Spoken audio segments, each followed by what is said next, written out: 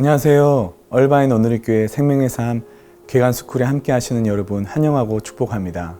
저는 예배를 섬기고 있는 한영철 전도사이고요. 오늘은 생명의 삶 개관스쿨에서 전도서를 살펴보려고 합니다. 우선 전도서라고 했을 때 가장 먼저 떠오르는 구절이 있지요. 헛되고 헛되며 헛되고 헛되니 모든 것이 헛되도다. 우리에게 너무나도 익숙한 구절이기도 합니다. 제 주위에 어떤 분은 왠지 전도서를 읽으면 허무주의에 빠질까봐 읽지 않겠다 하시는 분도 계신데요. 아마도 그분은 그 부분만 읽으셔서 그렇게 말씀하신 것이 아닐까 생각해 봅니다.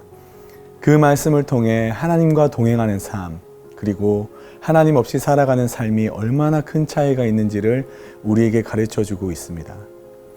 이번 전도서를 묵상하며 우리가 이전보다 더 깊은 하나님과의 교제와 사귐이 있는 은혜의 시간 되기를 주님의 이름으로 축복합니다. 총 12장과 252구절로 구성이 되어 있는 한글 성경의 전도서는 가르침과 교훈을 전하여 알리는 책이라는 뜻으로 쓰이고 있고요. 히브리어 성경의 전도서 제목은 1장 1절에 언급된 코엘렛이라고 합니다. 이 의미는 설교자 혹은 전도자, 회중 앞에서 말하는 자, 복음을 전하는 사람, 그리고 선생과 교사라는 뜻을 가지고 있습니다. 이번에는 저자에 대해 살펴보겠습니다. 저자는 많은 이들이 알고 있듯이 전통적 입장은 솔로몬으로 간주하고 있는데요. 최근 다른 의견을 가진 몇몇의 신학자들은 다음과 같은 의견을 제시하기도 합니다. 우선 전도서 전체에 솔로몬이 기록했다는 언급이 전혀 없다는 점과, 두 번째, 왕권 혹은 정부의 부정적 이미지를 줄 수 있는 내용이 담겨져 있다는 것입니다. 4장 1절에서 3절과 5장 8절에서 9절까지의 말씀을 보면 권세자들의 학대와 정권의 부패가 부정적으로 묘사되어 있는데, 이러한 표현이 솔로몬에게서 나왔다고 보는 것이 자연스럽지 않다는 것이 이들의 의견이기도 합니다. 세 번째로, 솔로몬이 앞서 말씀드린 코엘렛이라는 필명을 굳이 사용할 이유가 없었다는 점과, 끝으로 전도서의 히브리어가 바벨론 포로기 이후의 히브리어, 소위 후기 히브리어의 흔적을 볼 수 있다는 점을 유추해 볼 때, 이런 언어적 특징이 확실하다면 위 내용을 근거로 하여 전통적 입장을 유보하자는 견해도 있었다고 합니다. 이에 맞서 전통적 입장은 왕이라는 호칭이 1장 1절과 12절에 나오는데요. 제가 읽어드리겠습니다. 1장 1절은 다윗의 아들이자 예루살렘 왕이었던 전도자의 말씀입니다. 그리고 1장 12절은 나 전도자는 예루살렘에서 이스라엘을 다스리는 왕이었다 라고 이야기합니다. 그리고 1장과 2장에서 저자의 지위를 암시하는 듯한 구절들로 인해 자연스럽게 솔로몬 왕을 연상시킵니다. 여기에는 1장 16절과 2장 4절에서 8절을 참고하시면 됩니다. 지금까지 나누었던 이야기의 요점이 솔로몬이 맞냐 아니냐를 벗어나 새로운 관점으로 전도자와 저자가 따로 있다고 이야기를 하는 학자들도 있습니다. 서론에 해당하는 1장 1절에서 11절까지 내용과 결론에 해당하는 12장 8절에서 14절까지의 말씀을 보면 3인칭으로 전도자가 이렇게 말했다라고 기록해 있기 때문이지요. 그리고 1장 12절부터 12장 7절까지에 나오는 1인칭 기록은 나 전도자가 보았다 라고 이야기를 하고 있습니다.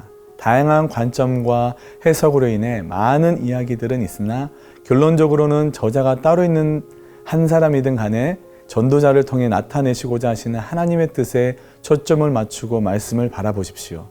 하나님의 지혜로 우리의 삶에 더욱 세밀하고 풍성한 은혜를 허락하실 것입니다.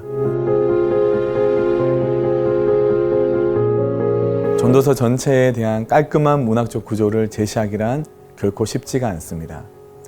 이에 두 가지 이유를 생각해 볼 수 있는데요. 하나는 전도서가 하나의 명료한 주제를 전달하고 있는 것으로 보이지 않기 때문입니다.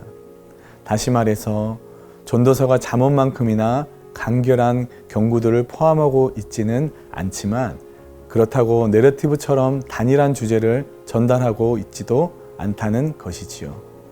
여러 주제가 경고의 형식으로 전개되기 때문에 아이스펠트라는 학자는 전도서를 경구들의 모음집에 불과하다고 판단했습니다.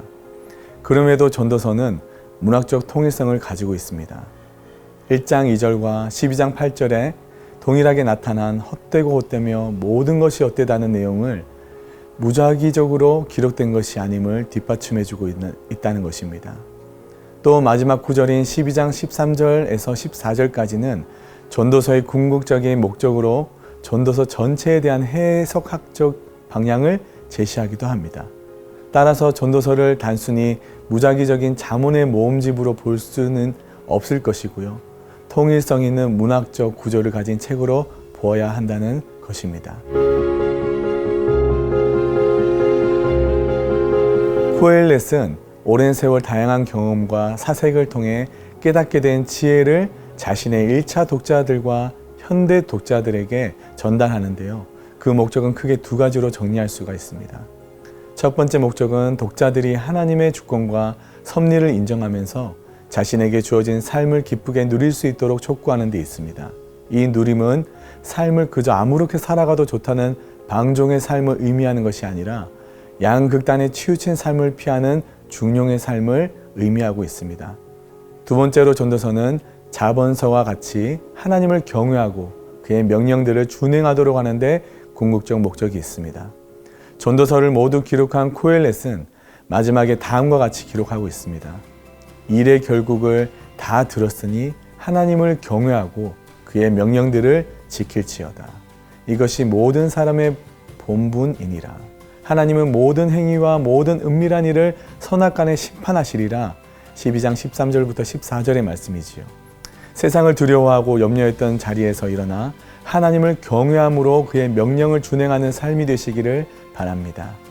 지혜와 일, 쾌락과 권력, 부와 재물, 장수와 유한한 생명에 대한 헛됨을 죽음이라는 극단적인 결론으로 정결하는 삶이 아니라 하나님과 동행할 때에 진정한 삶의 가치를 발견함으로 인하여 그 모든 것이 헛됨을 깨닫는 복된 삶이 되시기를 주님의 이름으로 축복합니다.